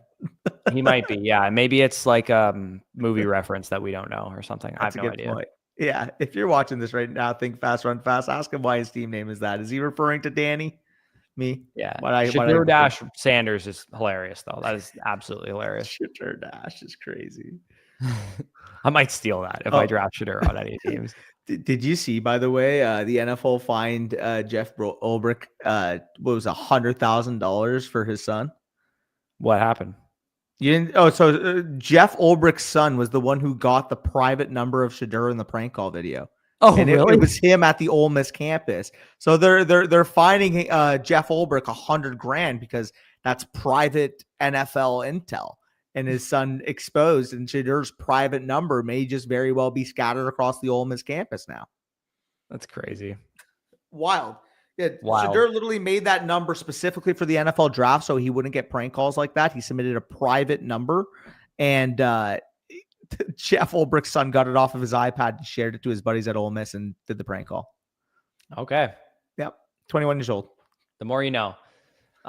Sawyer Bennett submitted this, I believe, at the beginning of the stream. So we're getting to it here. Team. Ooh. An expansion team. It is in rough shape by the looks of it. That is oh my God. 3,200 points. Did they at least cover your first 3 buy-ins? Yeah, I hope they did. Look how top heavy these teams are. Like these 3 monsters plus this other good team, couple middle dwellers, and then some absolute garbo at the bottom here. Dude, they did not balance that expansion at all. Not even a little bit. What did they give you? A fucking Khalil Shakir with the first pick? Did they give you a couple biscuits? Yeah, this is insane. I got to look at the team here. I need to see this now. Yeah, like, bro, you got okay, so expansion as in it was a 10-team league probably before? Yeah, he's got 2 on the boys. Yeah. Maybe it was a 10-team league before, and they added this is Tua was first. Okay. I mean, anyways, you're in rough shape here. This is going to be a long Tua was yeah. This is like please let me know. You're in the chat right now. Did they at least cover like your first 3 years or something? Because otherwise, like this might be the most imbalanced situation I've ever seen. Yeah, this is not going to be fun. Let's just say for the first 2 years. Like we're talking like 2030, maybe you're competing by that. Not that long. They covered his buy-ins, by the way. Okay. All right, you scared me for a little bit. Okay, call foul. Each guy protected 4 players. Wow. The rest were released, he said, and then you guys got to draft them, I guess, between you and. But how was there not more better? He doesn't players? have a quarterback on his team. He's got 10 players. He's got 8 players. So one thing I would have suggested, Sawyer, is in this situation, first of all, why don't you guys have 101 and 102? Yeah, and second of all, why does he have 8 players? It's a start 9 league. I'm dying. He doesn't have enough players to put in a lineup. Okay, third of all, you guys became. Why does he not have enough players to put in a lineup? Third of all, you guys should have gotten an extra bonus pick on top of having the 101 and 102. Like you should have also gotten like the 113 and 114 reasonably, right? Sorry, I just can't get over him having 8 players in a start 9. Oh, yeah. Like, I already know that this guy has like the 101. Like, why does this first team have the 102? Bro, like, that's so unfair. Oh my fucking God. This is like a Make-A-Wish project that they gave you guys, man. Like, what's going on? Why does this guy have 101 and 103? They gave you the Elizabeth May roster. Yeah, literally. This is really bad, dude. Okay. I mean, here's your only hope, Sawyer. Sorry. Yeah, let's lock Absolutely hammer a home run with every single pick you have. That's all you have a chance to do. And or trade back as much as humanly possible to collect as many picks as humanly possible. 25's out. 26 out. 2030 is the window. 27 and beyond is what you're going for here. You'd be optimistic to have. You have the 1976 Tampa Bay Buccaneers roster right now. Like, you have the 2002 Houston Texans. No, $76 didn't win a game until midway through their third season. So I think that's the better comparison. I was just using a different reference. Fine. We'll talk about the 2011 Charlotte Bobcats, I believe, when they went, 9-73, if I'm not mistaken. Correct me if I'm wrong. This is rough, man. This is some Atlanta Thrasher shit right here. But yeah. They went 7-59, sorry, is what they went. Ooh. It was a shortened season lockout. I forgot about that. Spam them with bad trade offers until they give you comp picks. Yeah, like whoever's the commissioner of this league, like in all seriousness, they should have come up with a better system to get you guys better equipped to start competing sooner. Like you should have at least gotten the 101 and 102. And that's outrageous. Behind that, you should have at least gotten some bonus picks. Like you get the 213 and you get the 313 or something. Like you should have gotten some bonus picks in addition to that. Yeah, like they just gave you the 5 pick slot and said, yeah, no, that should be pretty fair. How this guy must be commissioned or something. Like this guy that has 101s, like 101 and 103. He's like, I'm not giving up those picks. Like I earned those. I kick it over the fact that guy has 8 players in a start 9 league. Like, how did he end up in that situation? You boys see the Elijah Moore news? Oh, what? Elijah Moore signed with the Bills. Ooh, interesting. What, new Curtis Samuel? Yeah, I mean, how many slot receivers do they have on their team? We need Coleman to play big slot. We have Khalil Shakir who plays slot, and now Elijah Moore. I mean, here's the thing, Danny. You and I are uniquely qualified to bag defend this player. But we'll take this over many other things that he could have done. Yeah, I mean, the only better one probably would have been like the Cowboys. Yeah, the Cowboys would have been better for sure. Yeah. How real question. Elijah Moore hypothetically goes to Dallas. Elijah Moore is where in Best Ball Mania? ADP wise. Very similar to where Cooks was, or a little bit above where Cooks was last year, maybe. Which was like round pick. I was gonna say like round 11 or 12. Like Pittman. He would go higher than that. Pittman goes round 10 right now. Okay. Maybe he would go a little bit like lower round, yeah. But like round 12, probably. Anyways.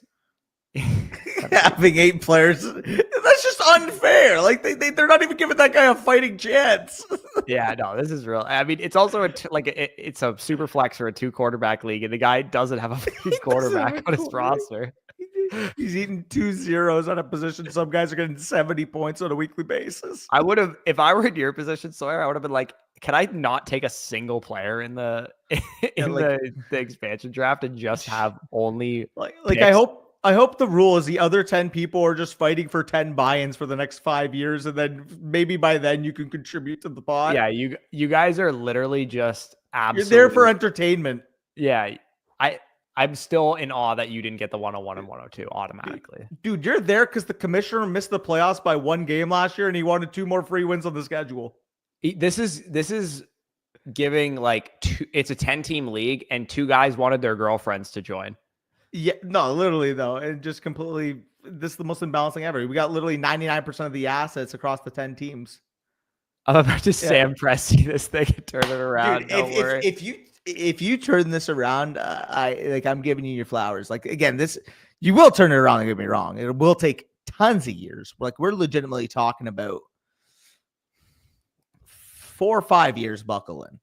Like you're going to be watching like your younger brother go through an entire college term. Yeah.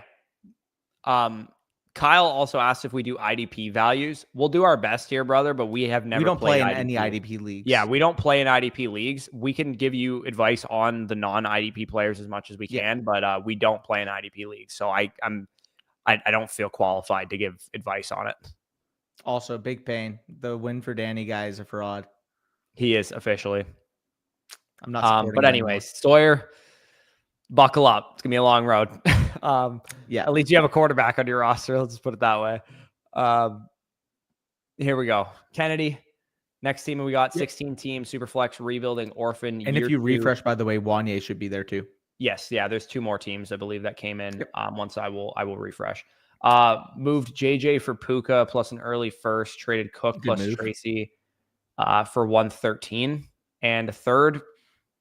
I probably think that's a wash, give or take. Like I'd rather have the 113 slightly than Cook, but not by much. And then Tracy, I'd rather have than the third.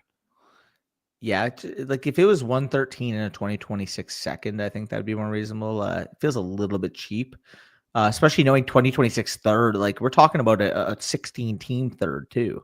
Yeah, like I would, and yeah, I would say you probably sold a little bit low there. Yeah. Plan to have an early pick in 26. Need your best draft targets at ADP. Down to your ideas, minimum trading league. He says, or how to use 26 capital. Domi is unreasonable. You look at his quarterback bar. He's trying to fucking rip people off. Apparently, Domi sells quarterback. His name is Domi sells quarterback. He is an unreasonable trade partner with quarterbacks. Domi sells quarterback. That's crazy. Bro is definitely.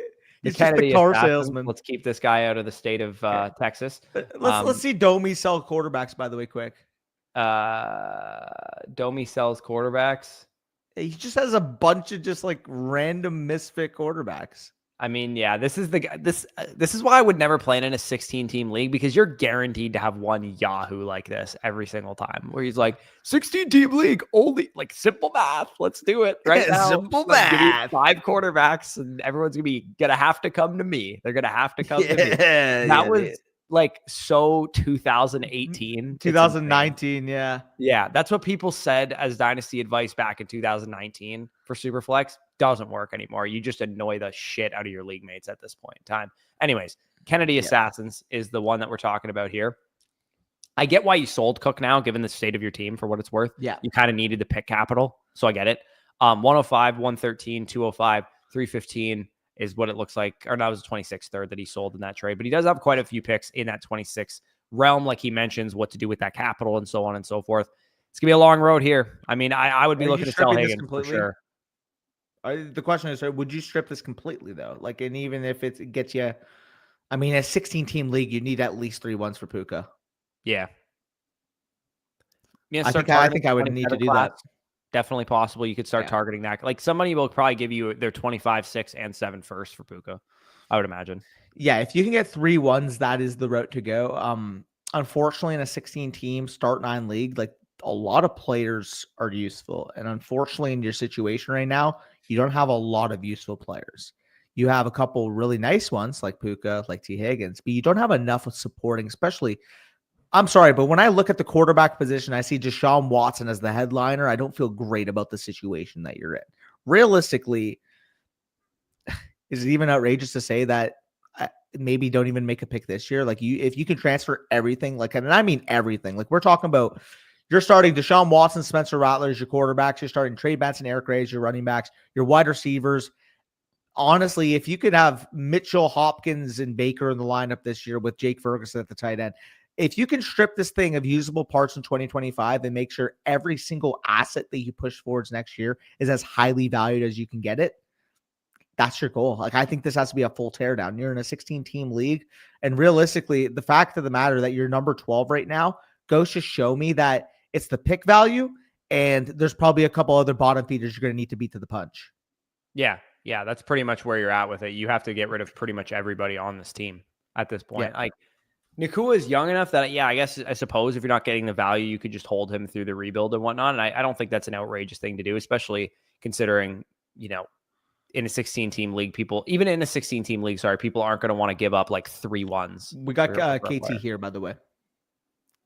Yeah, I see him in the chat there. Yeah, this is a tear it down, sell anybody worth a shit. Everything. Jennings, those guys. Benson pops up because Connor got an injury. You sell him probably too. Starts to take over the backfield. Like, you don't really want to field a roster until 2020, at least after the 2026 rookie draft, and probably not till 2027. You need your team to produce such low point potential outputs, like potential points, max points for. You want your team on a week-to-week basis to be as low in that number as possible, because the fact, like I said, that you're only 12 out of 16 means that there's 4 other teams in a worse position than this, which you cannot allow them to get on the punch to you towards the 101 in 2026 and possibly 101 in 2027. Yeah, exactly. You're looking to secure the Jeremiah Smith, the Arch Manning class, because I just, maybe people are like, oh, Arch Manning's in this year's class. I'm telling you guys, he will be in the 27 class. Yeah. Based on everything that I'm reading. Lance Zierlein, a couple draft scouts that I've seen too, they're like not even scouting him. They're like, he's not coming out.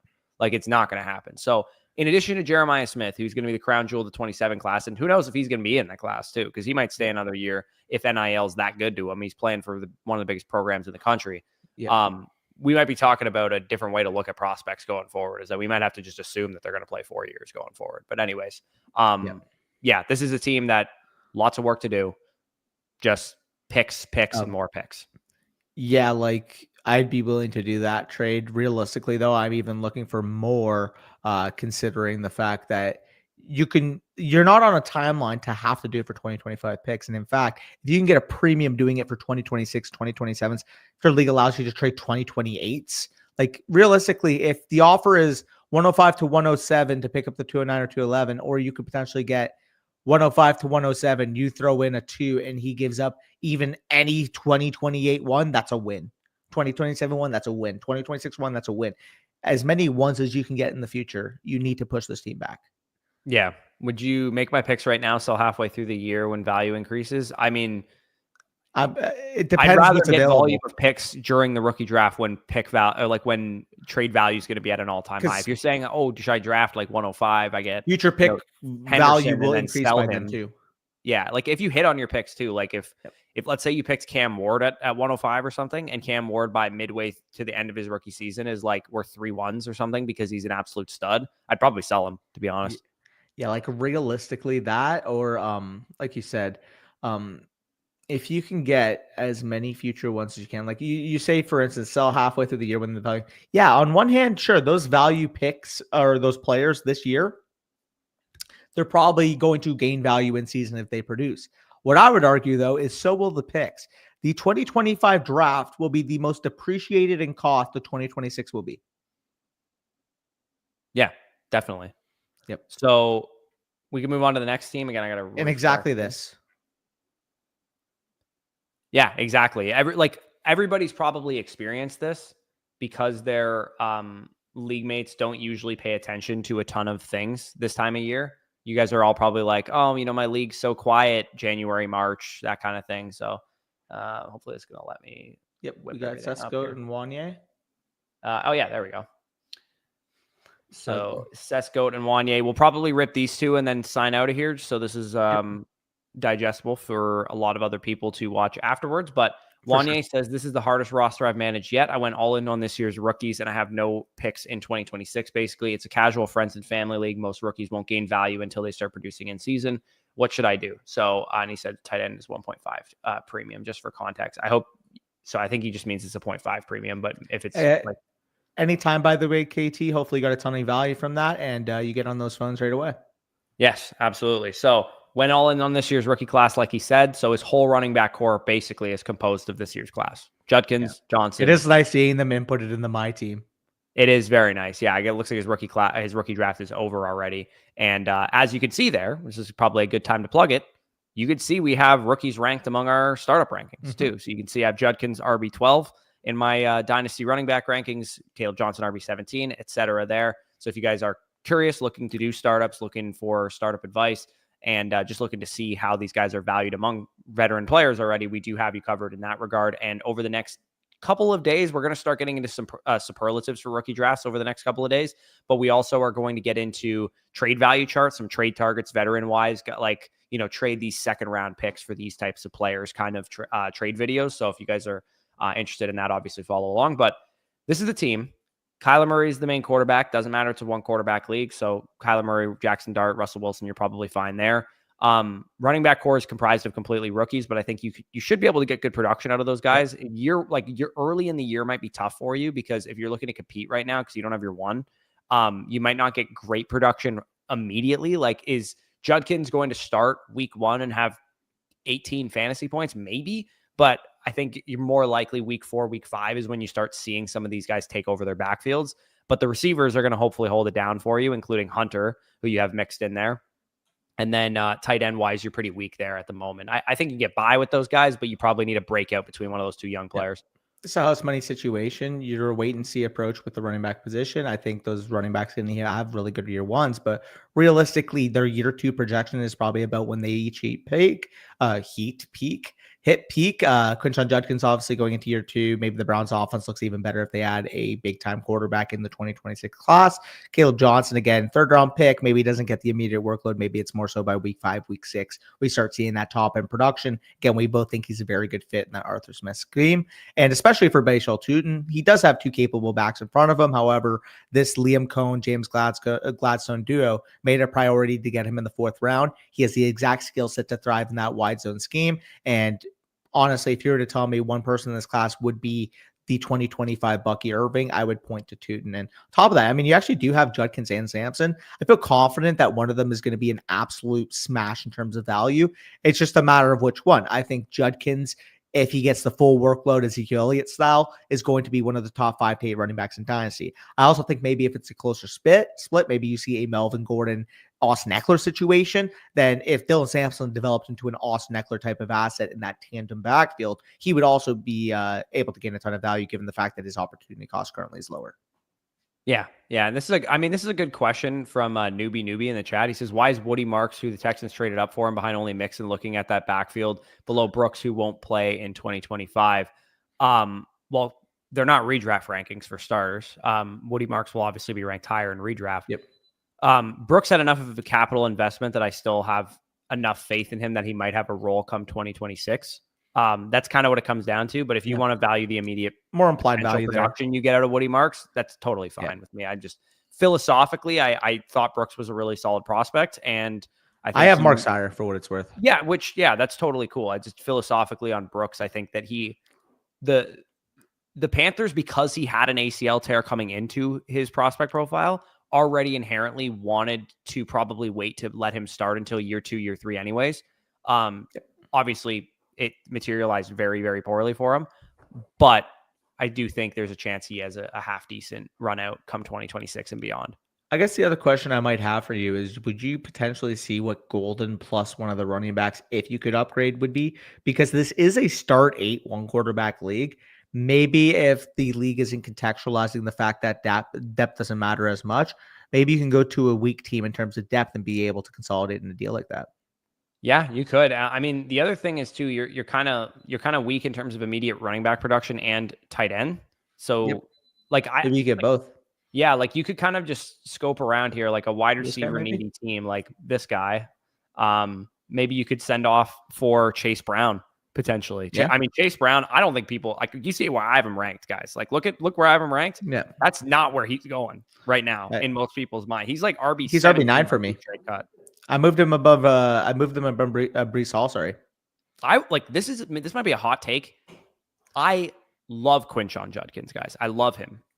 He's my 107, 108. I would sell any pick after the 106 in rookie drafts for Chase Brown right now. Yeah, especially because look at this guy's running back core, man. He's got 5 usable running backs. If you dangle a wide receiver asset in front of him, he would be willing to take the bait, I would say. So that would definitely be interesting, especially too. I mean, I'd be willing to, if you go back up to your team, Matthew Golden plus Quinshon Judkins plus maybe Ricky's another a good one that stands out too. People are projecting a lot for him. Yeah, maybe. Honestly, okay, let me maybe type this into the calculator before I just spew something random, because I know some people don't like when we say some unrealistic deals. So I want to be as realistic as I can with you, right? So let me quickly reload I'll keep looking calculator. around for wide receiver needy teams here. Like how much would this cost? Keep looking here. This guy is good at wide receiver. This guy could use some wide receiver help. This guy is Jacobs and James Cook and could use some wide receivers. Maybe he'd be interested in a Golden type. You could maybe even get after him for even potentially upgrading to likely. The question I was going to have is how much on top of Quinshon and Golden would you have to add to get up to the Bijan Gibbs tier at running back?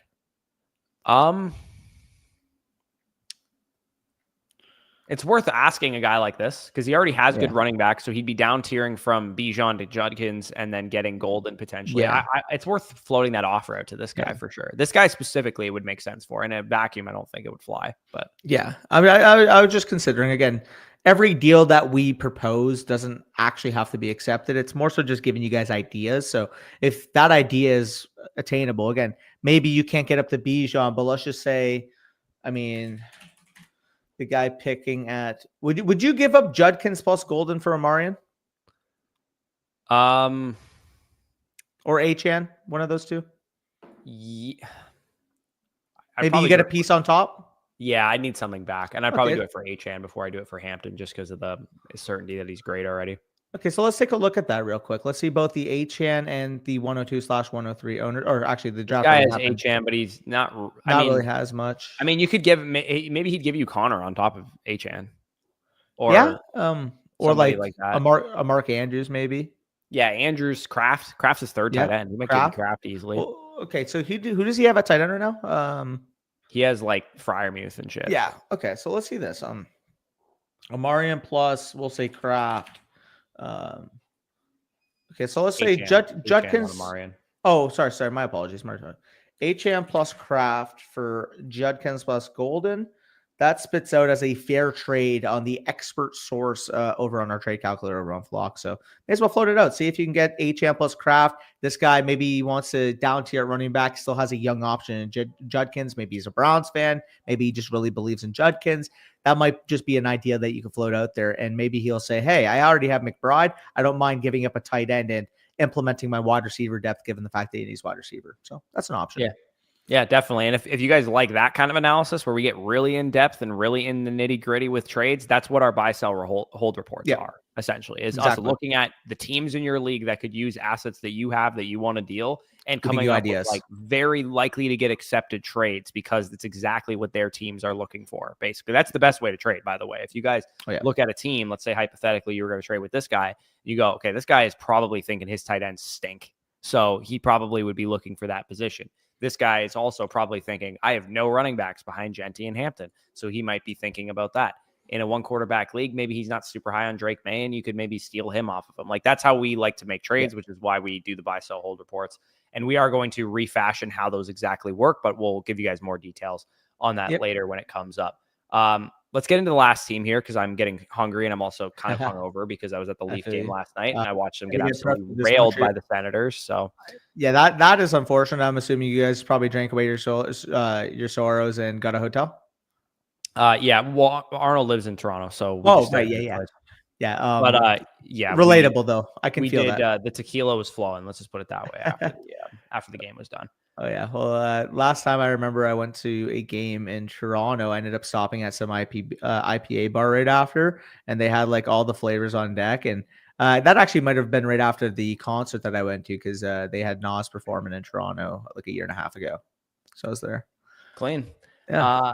Ming like that. CescGoat is the team that we're breaking down here. Where is this team? Oh, he's 6th. Okay. 6th. Oh, the other thing, by the way, pronunciation. 6th for me. I can't say it with an X. I don't know why. It doesn't come out of my mouth. And I'll always pronounce adequate. Atticus Finch instead of adequate. Adequate. Anyways, team that we're breaking down here. Mahomes, Caleb Williams, 2-quarterback league with Darnold and Rodgers. There's good depth. Trevion Henderson is the main running back who we just probably drafted, I would assume. And then you also get Charbonnet and some other guys, Brian Thomas, Travis Hunter, so on and so forth at wide receiver. So he did the thing that everyone's scared to do, which is take Travis Hunter when already having Brian Thomas Jr.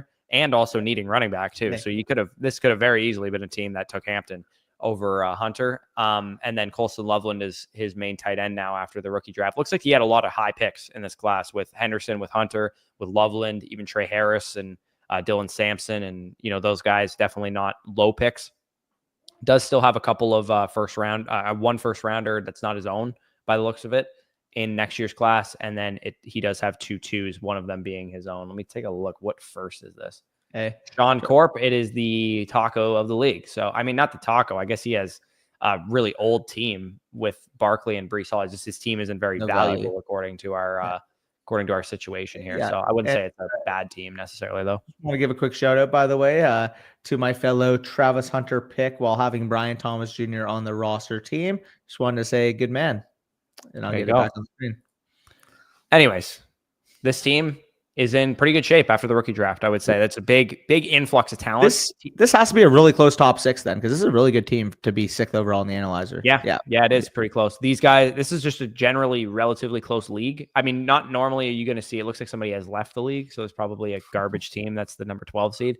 But yeah, this is a pretty decent team in terms of like the top heavy nature of it. Like it's 8 teams within 5,000 points of each other. Like, sorry, Spicy Meat 3 is quite the name.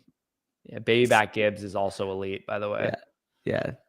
Shout out to the longest yard. Anyways, anything insightful to say on this team? Because I feel like I'm just looking at a team that's just not ready to compete yet. It's a house money team, and going into 2026, that's what you're ready to do. Pretty much. You got a 2026 first from Sean Corp. That figures to be one of the highest in the class. Guess what? If Sean Corp ends up picking 101, 102, you're looking at maybe a guy like Jeremiah Love to add to the team next year. 2 seconds as well. The other one from Ish. Did we go over where Ish was in the analyzer? No, I did not. Ish. Probably one of the better teams then. Yeah. Ish, the third. Okay, so we'll just say those are 2 mid to late. It's a young team though. Yeah, maybe a late 2025 or 26 second and 26 third coming, which he looks like he got your pick this year. Yeah, which is fine. I think it's a decent situation to be in. Again, I don't really have anything to add to this team. It's just like it is exactly what it is. It is a team that is probably not going to compete yet. You have value windows that pop up. Patience is a virtue team. Yeah, Brian Robinson comes up. He's having a great start to the year. Try and cash out.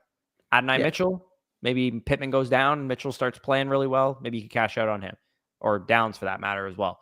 Deontay Johnson decides to keep his head screwed on straight for more than 5 consecutive minutes. Maybe you cash out on him.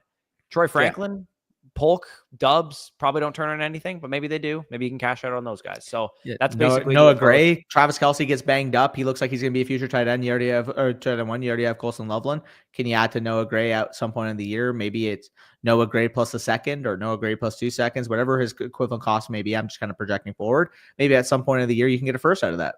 Yeah, absolutely. So that will be it for us. We went an hour and 45 minutes answering your guys' questions. Really appreciate everybody who supported us. I got it pulled up, but there's nothing else that came in. Anybody who supported us over here, obviously, we genuinely appreciate it. Of course, if you guys do want to purchase the team review, be part of these episodes, let us know. What did you guys think of this live as well? Do you prefer it pre-recorded? Do you like it live?